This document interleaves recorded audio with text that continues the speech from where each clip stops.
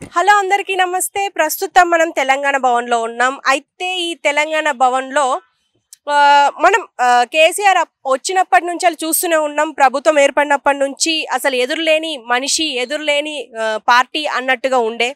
అయితే మొన్న లోక్సభ శాసనసభ ఎన్నికల టైంలో ఓడిపోవడంతో ఇక్కడ మొత్తం తారుమారైపోయింది. అసలు ఇక్కడ దేనివల్ల ఓడిపోయామని చెప్పేసి హైకమాండ్ నుంచి చిన్న లీడర్ల వరకు అందరూ ఆలోచిస్తున్నది ఏంటంటే అసలు ఎక్కడ తప్పు చేసాం, ఏమైంది, ఎమ్మెల్యేలపై వ్యతిరేకత ఒక పక్క, అలాగే పార్టీ మీద వ్యతిరేకత, బీఆర్ఎస్ మీద వ్యతిరేకత, బీఆర్ఎస్ని టీఆర్ఎస్గా మార్చాము, అయినప్పటికీ ఇలాంటి వస్తూనే ఉన్నాయి. అసలు ఏం జరిగింది అని చెప్పేసి హైకమాండ్ ఆలోచిస్తే చివరికి ఒక థాట్ వచ్చిందంట. అయితే ఇక్కడికి రావాల్సిన లాభం ముందర గేట్ నుంచి వచ్చి వెనుక గేట్ నుంచి వెళ్ళిపోయింది అని చెప్పేసి ఆలోచన చేసి ఈ గేట్ని ఇప్పుడు నా వెనుక అయితే ఏ గేట్ అయితే ఉందో ఇప్పుడు రోడ్డు సైడ్ ఉన్న గేటు దాన్ని క్లోజ్ చేసేసి బ్యాక్ గేట్ని ఓపెన్ చేయాలి అని చెప్పేసి ఆలోచిస్తున్నారు.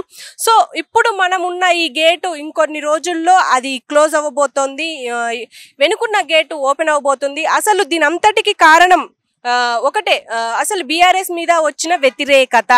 ఈ వ్యతిరేకత పోవాలి అంటే మనకు తెలుసు కేసీఆర్ వాస్తును బాగా నమ్ముతారు అని చెప్పేసి. ఎందుకు అంటే మనం సెక్రటేరియట్ విషయంలో చాలా చూసాం. ఎందుకు అంటే 9 ఏళ్ళు సచివాలయానికి ఒక్కసారి కూడా పోలే, బికాస్ ఆఫ్ అందులో వాస్తు బాగాలేదు అని చెప్పేసి. అండ్ ఇప్పుడు కూడా వాస్తు బాగాలేదని వాస్తు ప్రకారమే మొత్తం క్రియేట్ చేసుకున్నారు, దాన్ని కట్టించుకున్నారు అని చెప్పి మాట్లాడుకున్నాం. మనం అందరం మాట్లాడుకునేలాగా ఇప్పుడు సచివాలయం తయారైంది. ఇప్పుడు ఆ సచివాలయం ఎలా ఉంది అంటే అంటే కేసీఆర్కి 6 అనే నంబరు చాలా ఇష్టం, అలాగే వాస్తు ప్రకారం అది కలిసి వచ్చే నంబర్ అని చెప్పేసి మొత్తం 6తోనే స్టార్ట్ అయ్యేటట్టు అన్ని గదులు కానీ, ఫ్లోర్స్ కానీ, విస్తీర్ణం కూడా అన్ని రకాలుగా 6తోనే మొదలయ్యేలాగా ఉంచుకున్నారు అని చెప్పేసి మనం చదివాము కూడా. సో ఇప్పుడు అదే ఇక్కడ కూడా ఇంప్లిమెంట్ చేస్తున్నారు, అదే వాస్తుని ఇక్కడ ఇంప్లిమెంట్ చేయబోతున్నారు. మనం ఇప్పుడు ముందు గేట్ అయితే క్లోజ్ చేసేసి వెనక ఒక గేట్ ఓపెన్ చేయబోతున్నారు. అది కూడా ఎందుకు అని అంటే దానికి చాలా కారణాలు. ఇప్పుడు ఎమ్మెల్యేల మీద వ్యతిరేకత అండ్ బీఆర్ఎస్ మీద వ్యతిరేకత. ఇప్పుడు కాంగ్రెస్ పార్టీకి అలాగే అంటే వేరే పార్టీలోకి వెళ్ళిపోతున్నారు. ఇక్కడ నుంచి వెళ్ళిపోవాలని నిర్ణయించుకున్నారు చాలా మంది పెద్ద పెద్ద లీడర్లు కానీ, చిన్న చిన్న లీడర్లకు అయితే లెక్కలేదు. ఇప్పుడు మనం చాలా మందిని చూసాం, దానంని కానీ, ఇప్పుడు కడియంని కానీ, ఇంతమంది వెళ్ళిపోతూ ఉంటే అసలు మనం తప్పెక్కడ చేశాము అని ఆలోచించుకొని అసలు ఎక్కడ జరుగుతుంది, అసలు ఎక్కడ మనకు వ్యతిరేకత, అసలు ఎందుకు వ్యతిరేకత వస్తుంది అని చెప్పేసి ఆలోచించుకొని పార్టీ హైకమాండ్ కానీ, కేసీఆర్ కానీ, ఇప్పుడు మొత్తం బీఆర్ఎస్ లీడర్స్ అంతా కూర్చొని ఆలోచించుకున్న విషయం ఇప్పుడు వెనక గేటు ఓపెన్ చేసుకోవాలి. అందుకే దానికి మరమ్మతులు కూడా జరుగుతున్నాయి, అది కూడా చూద్దాం రండి.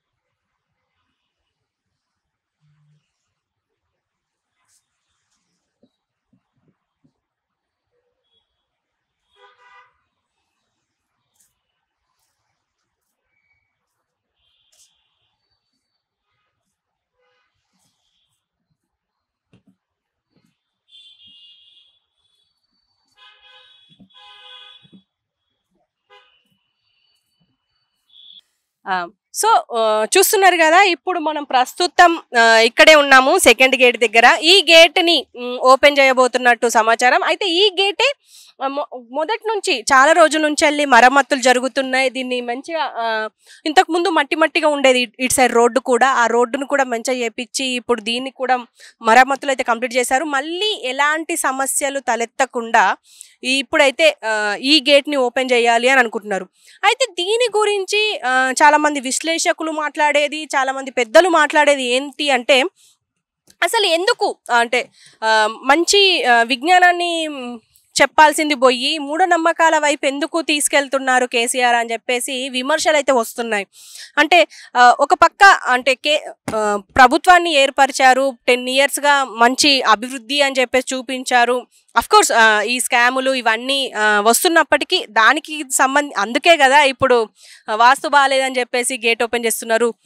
అంటే మేమేం తప్పు చేయలేము, ఈ వాస్తు వల్ల క్లియర్ అయిపోతుంది అని చెప్పేసి అన్నట్టుగాను మరి ఎందుకో తెలీదు. అండ్ దీనివల్లనే చాలామంది అంటే ఇప్పుడు చేసిన తప్పులన్నీ సమసిపోతాయా, దీంతో మొత్తం మీరు చేసిన తప్పులన్నీ పోతాయా, మీరు చేసిన స్కాములన్నీ కనుమరుగైపోతాయా అని చెప్పేసి చాలామంది మాట్లాడుకుంటున్నారు. ఎందుకు అంటే అటు ఢిల్లీ లిక్కర్ స్కామ్ కావచ్చు, ఫోన్ ట్రాపింగ్ కావచ్చు. ఫోన్ ట్రాపింగ్లో అయితే డైరెక్ట్ కేసీఆర్ కేటీఆర్ ఇద్దరు ఇన్వాల్వ్ అయినట్టు మనకు చాలామంది మాట్లాడుకుంటున్నారు, చాలామంది విశ్లేషకులు చెప్తున్నారు. అండ్ కాంగ్రెస్ వాళ్ళు అయితే డైరెక్ట్గా చెప్పేస్తున్నారు కేసీఆర్ కేటీఆరే చేపించారు. ఇంకా మనం ఫోన్ ట్యాపింగ్ వల్ల ఇప్పుడు సమంత నాగచైతన్య కూడా విడిపోయారు, రకుల్ ప్రీత్ని కూడా ఆగమాగం చేసిండ్రు అని చెప్పేసి. అంటే తను ఇక్కడే ఉండాలనుకుంది, ఇప్పుడు కేసీఆర్ వల్లనే ఆమె ఇక్కడ నుంచి వెళ్ళిపోయింది అని చెప్పేసి కూడా చాలామంది మాట్లాడుతున్నారు. అంటే దీని అంతటికీ వాస్తుయే కారణం అని చెప్పేసి, అంటే ఇవన్నీ మా మీద నిందలు మాత్రమే అని చెప్పేసి తెలపడానికి ఇప్పుడు మెయిన్ గేట్ని క్లోజ్ చేసేసి ఇప్పుడైతే ఈ గేట్ని ఓపెన్ చేయబోతున్నారు. ఇంకొద్ది రోజుల్లో ఈ గేట్ మొత్తం ఓపెన్ అవుతుంది. అసలు ఇక తర్వాత అయినా వీళ్ళ ఫేట్ మారుతుందా, బీఆర్ఎస్ ఫేట్ మారుతుందా, ఇంకా ఎలాంటి సమస్యలు తలెత్తవా అని చెప్పేసి చూడాలి మనం కూడా. ఎందుకు అంటే వాస్తు నమ్మే వాళ్ళు చాలా తక్కువ మంది ఉంటారు, అందులో కేసీఆర్ ఉండడం అందరికీ ఆశ్చర్యమే.